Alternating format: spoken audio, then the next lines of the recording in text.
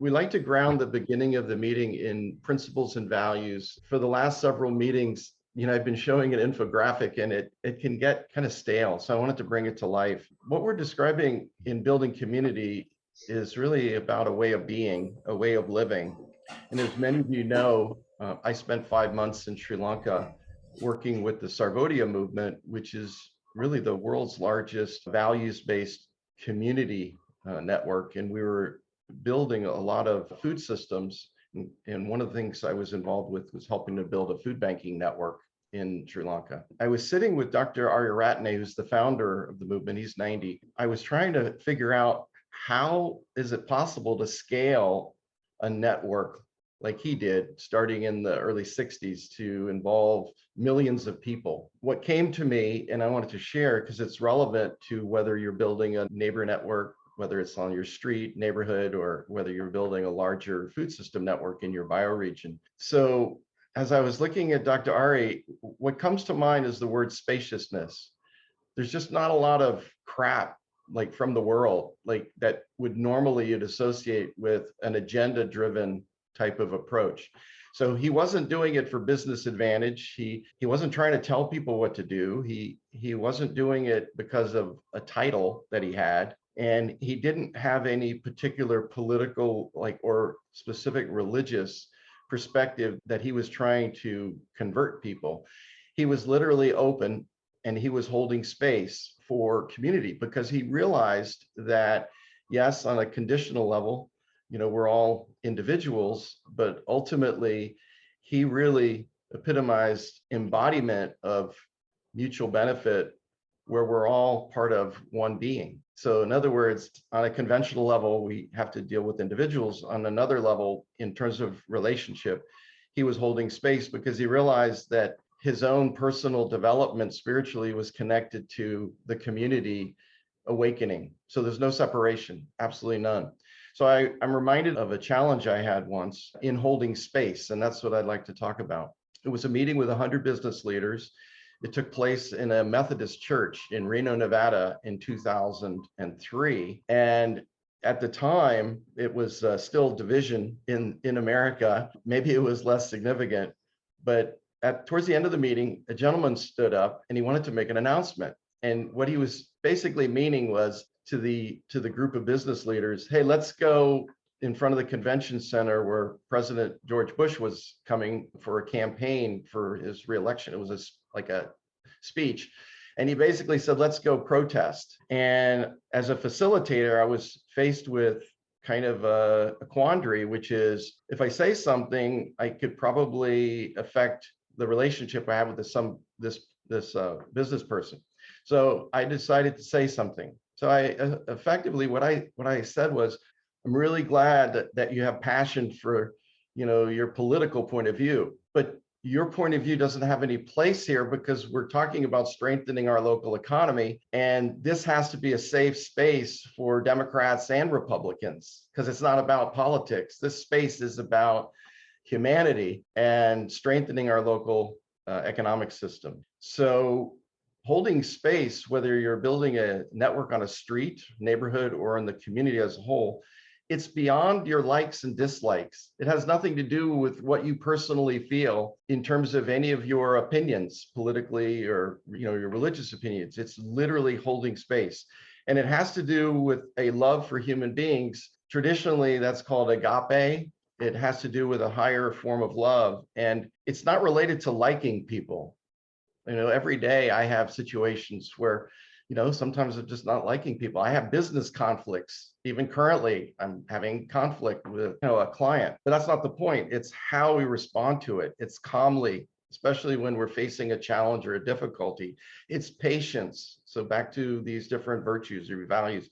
And it's being of service without complaining. These are really important to remember as we're engaged in practical activities, not just because this is a good thing to do. It's also, according to the success of Dr. Ari, it's a success strategy. Being like this is not only good for us and makes us feel better, it makes us more effective. We can work better with other people. We are more encouraging with other people, and we're all lifted up together. I guess that's the holding space is the principle. Thank you for letting me share. Thank you, Richard. So now we get to get into breakout rooms and hold space and meet some amazing people. Hi, I'm Marta. I'm live in Hawaii.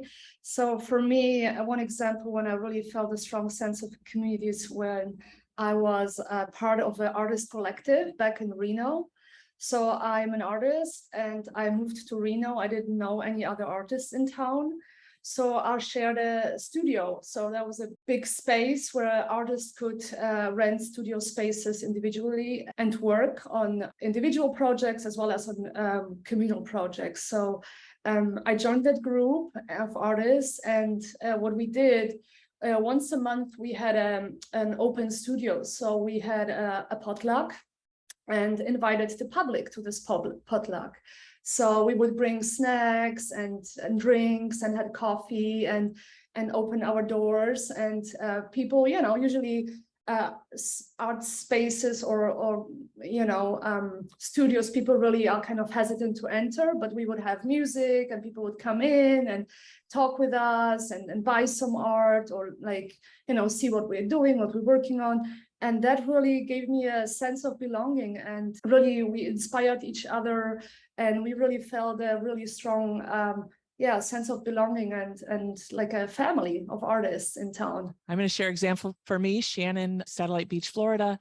I was producing an event and all of my staff and employees had called in sick, a family emergency, different things happening, and showing up to the event with about 60 people, totally not knowing how I'm going to do it, how I'm going to pull it off. And I had like 5 or 6 people come up to me. How can I support you? What do you need? How can I support you? What do you need? And it was just, everything went off even better than we could have done with paid team when the community came together with that keyword, how can I support you? And so that was a true sense of community and what we built. And for me, I felt not alone and supported and uplifted. So I was just sharing with our group, since I kind of barged in at the last, that I was one of the early pioneers of the kind of technology that you need to make communities successful, because getting people together, it's just everybody to the coffee shop, right? Once they're there, getting people matched up with the right people is a little bit of art and black magic, right?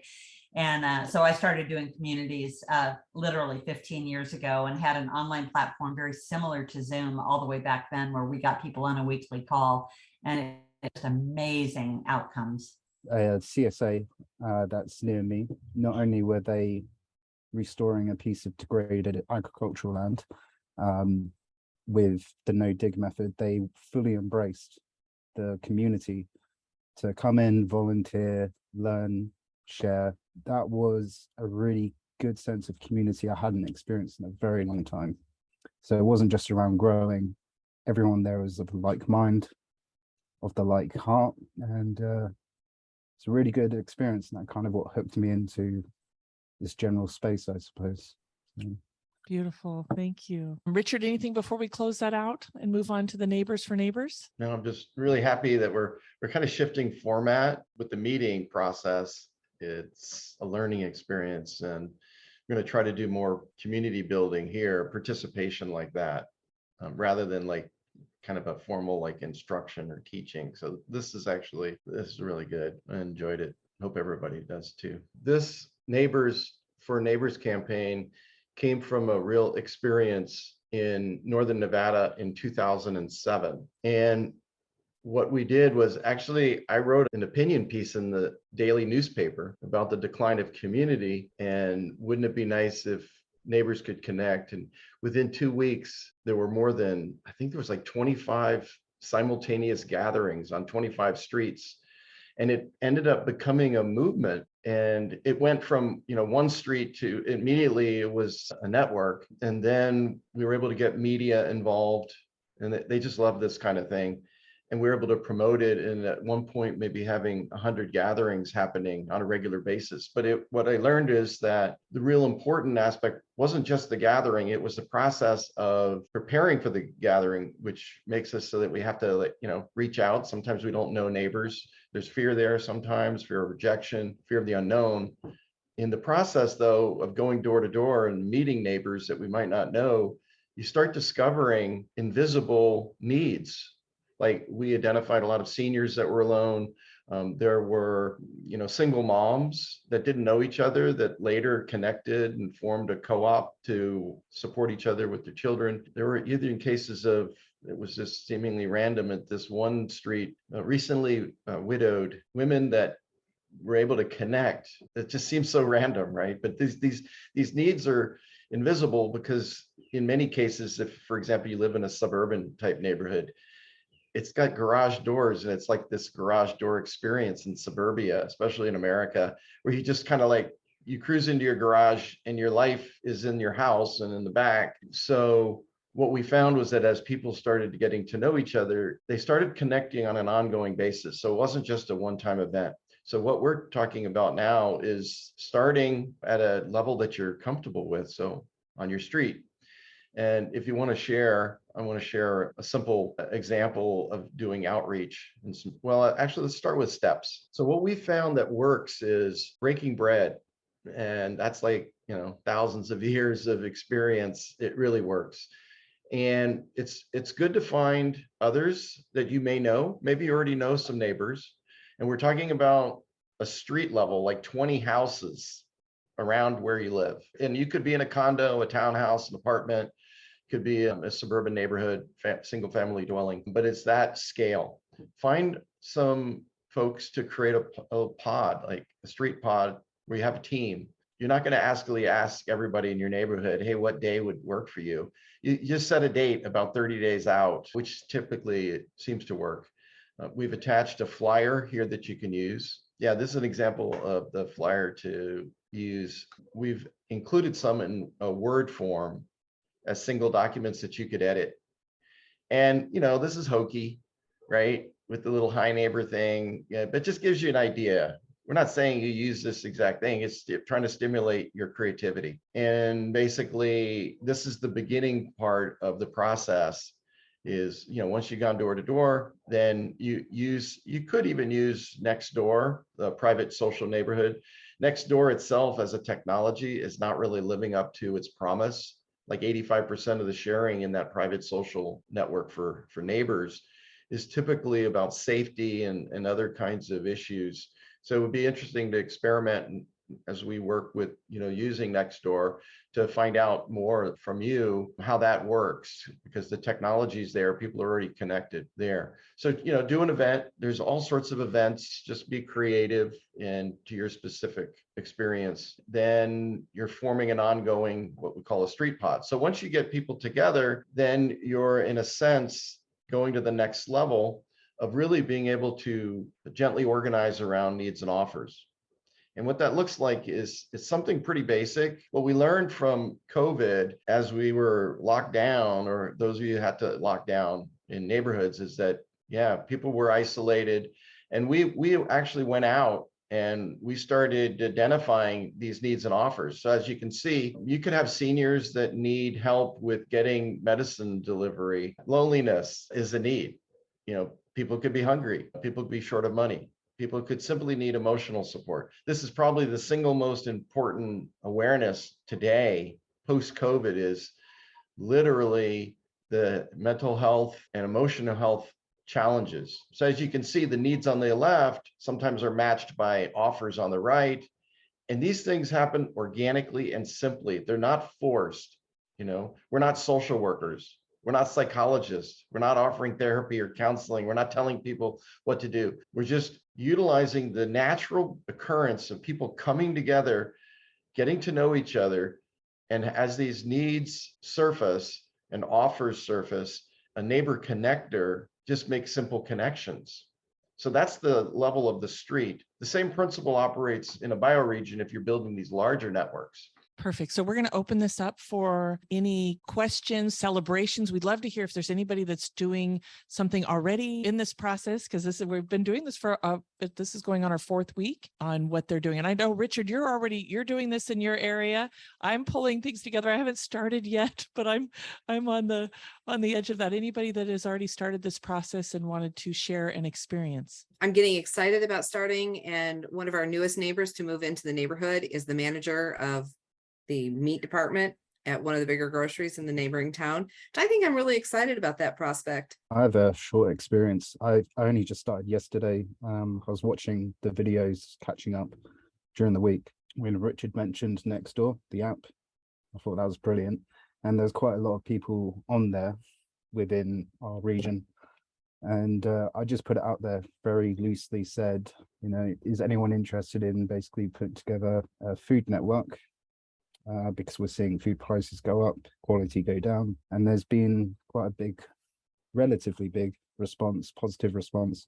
People saying they've got allotments and that they're generally interested. So I'm going to create a group over the weekend and gauge a bit more of what people's appetite is. But generally, there's a lot of gardeners starting their gardening career over here in the UK. It's becoming a big trend. So if that could evolve into some sort of, sort of local co-ops, that'd be quite interesting. So hopefully I could keep you all up to date, see how that goes, or if it doesn't go at all, we'll see what happens. So what's the population of your town? 2,900, apparently. Oh, okay, so it's a smaller area. Okay, Yeah, it's like a waterside sort of interesting set of towns. Yeah. So everybody's situation is different geographically, and the idea of building a food system network, I suppose you can do it and kind of connect that to a street level neighbor gathering effort. And one of the things, there are like 3 things that we're been talking about. One is local food system network in the scale of, say, in America, it's the county level. For many, that's a couple 100,000 people where you might have all these producers and consumers. And then we're also talking about for neighbors, the scale there is either on a street, if someone's comfortable with that level. The larger level would be a neighbor network, which would basically connect people like yourself, Seb, and others who are working on a street with other streets in a neighborhood or in a region. So there's a related concept, and it's probably part of a food system network, which is a backyard gardening network. So in other words, that's a separate project. So one thing to maybe keep in mind is it's possible to merge ideas together. Sometimes it makes it more complex. So the ideas of doing a gathering on your street is a particular straightforward task. I suppose you can connect it to connecting backyard farmers on your street or in your neighborhood, like if you're in a small region. But those are generally distinct things, but it'd be interesting to learn. That's what this is, why it's Symbiotic Culture Lab.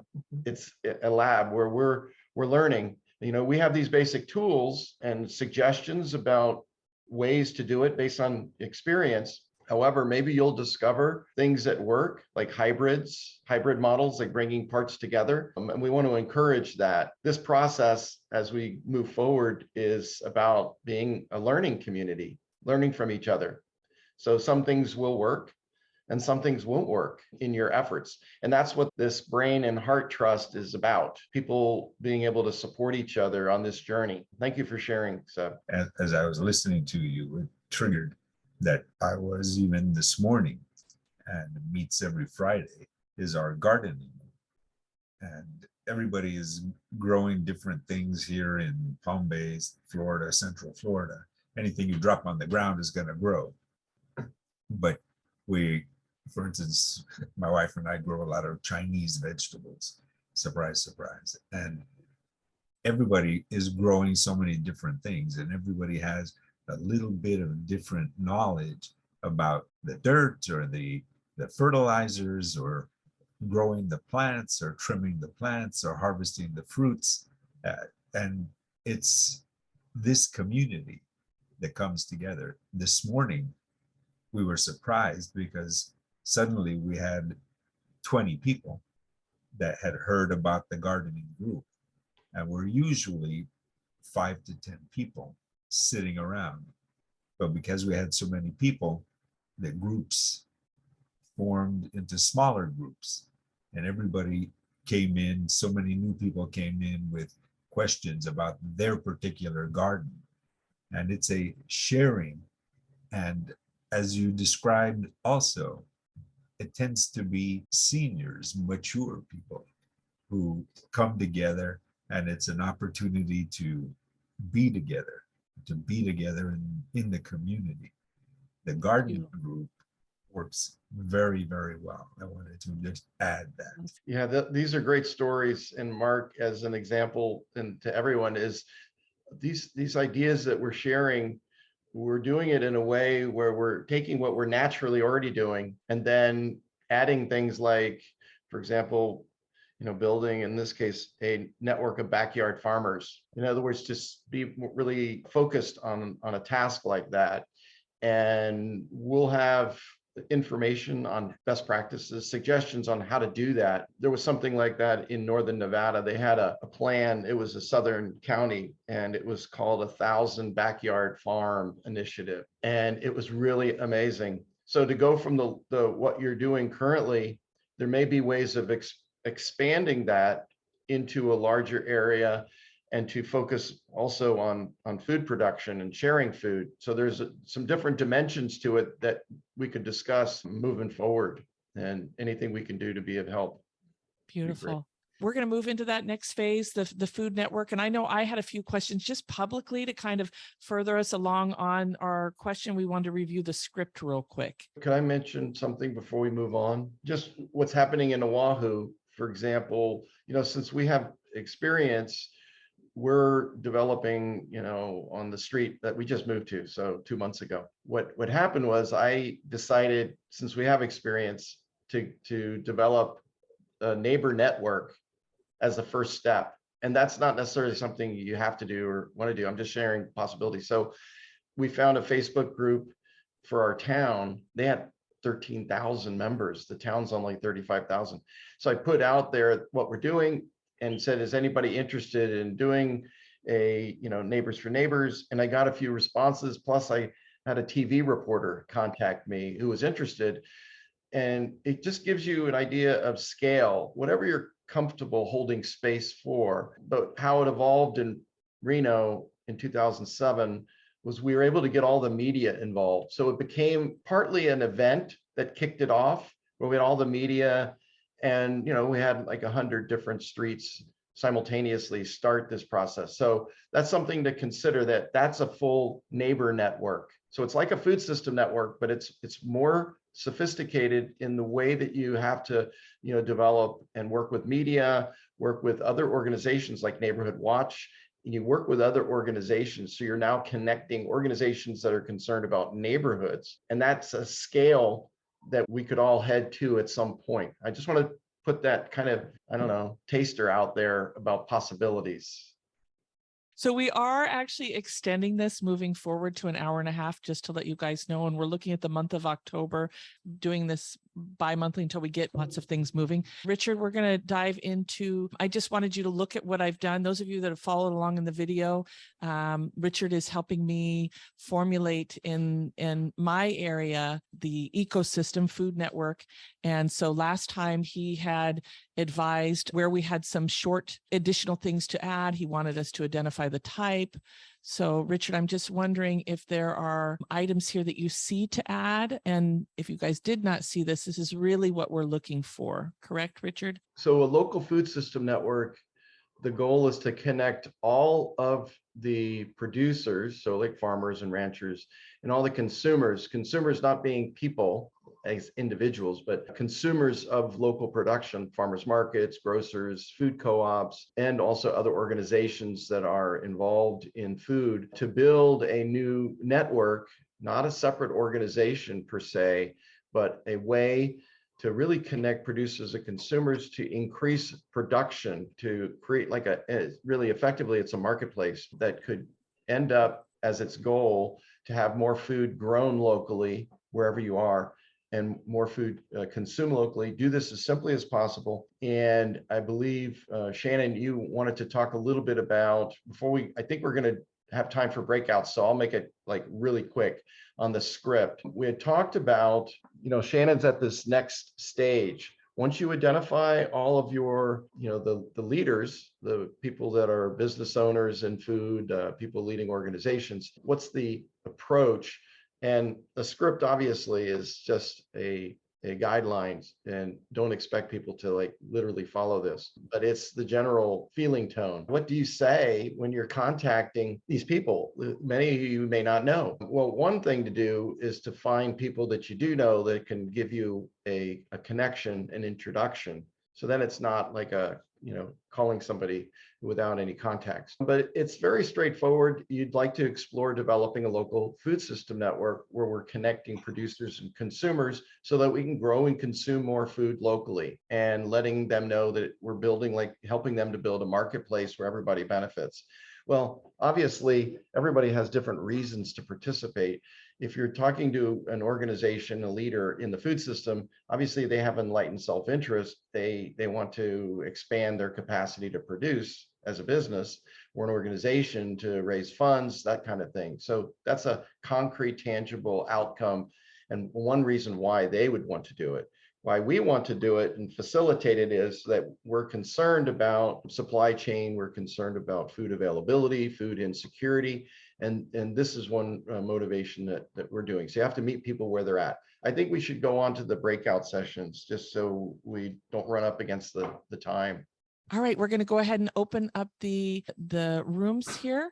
And I just want to let you know that Richard is leading the food network piece, and then Marta is leading the Neighbors for Neighbors. So we're talking about going from within a food system from a mapping to then how then do you contact some of these folks to connect them?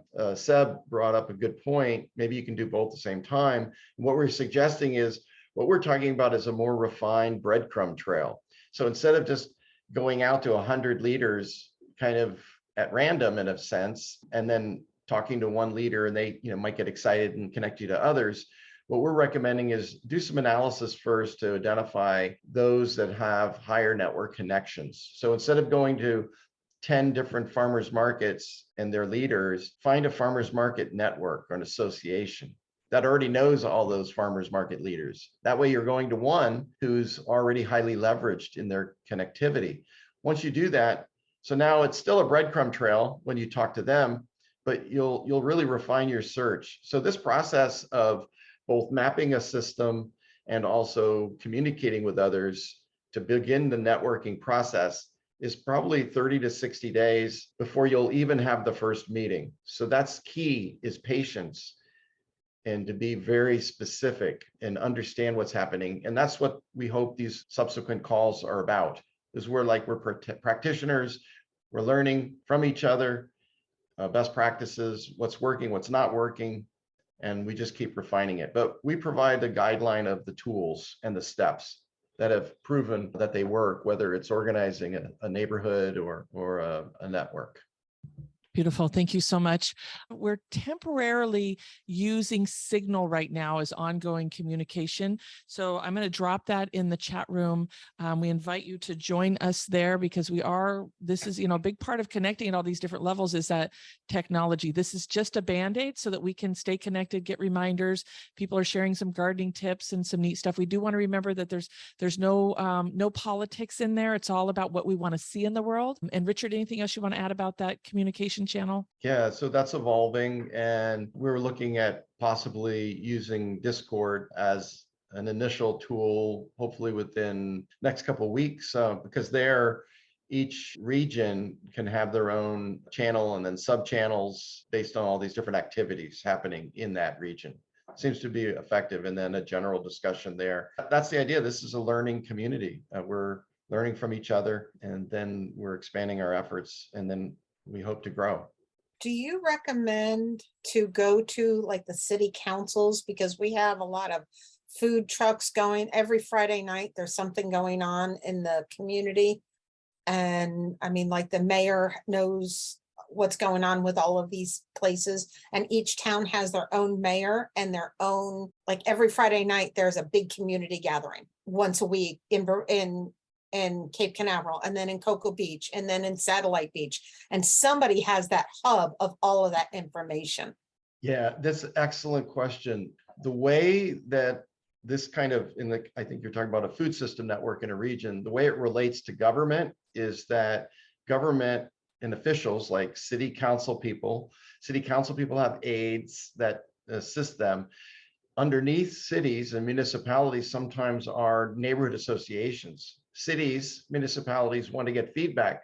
Now it's in their own institutional frame, right? They'll have formal meetings, but there are neighborhood councils. And then at the level in the United States, there's a county level, there's county supervisors, and they also have a lot of significant interest. So as long as it's not a political connection, we want to involve the government officials as partners, and they can be allies. In fact, we did the same thing in Northern Nevada. Oh yeah, and once it gets going, then yeah, they're coming to meetings, and then you'll have other quasi-governmental officials like the purchasing or the chief buyer for your school district.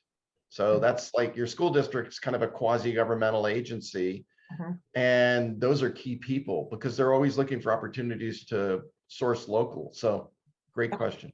Karen asked a great question. What's the best way to share what we're doing with others? You know, these ambassadors of the Symbiotic Network and the Symbiotic Culture Lab. And so we do ask that everybody watch those videos. That's part of why we started this out, is kind of laying the foundation and the training.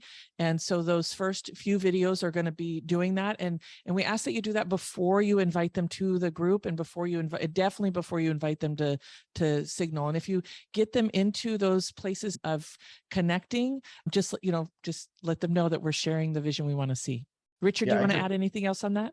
Yeah, I just dropped the Symbiotic Culture Lab channel, YouTube channel, in the chat, so you might want to have that. That probably is a good introduction to getting others involved. The other thing is I'm just finishing an article yesterday in Shareable, and kind of a digital magazine focusing on people sharing in communities around the world. So I think it's a really good description. I think it'll provide another vehicle to get people to start reflecting on it. So it was great. It was great. I really liked what people were sharing. If that's okay, I really like to also keep in mind, and that was a nice reminder. Joy shared that she lives on a ranch, and all her neighbors are spread out pretty widely. So it's not like knocking on your next door's neighbor's door. So that gave me a different perspective. Like, neighbors don't have to be next door; they can be a couple of miles down the road. And it was really exciting what she was sharing, what they're doing. So yeah, thank you for sharing all these different perspectives. Yeah.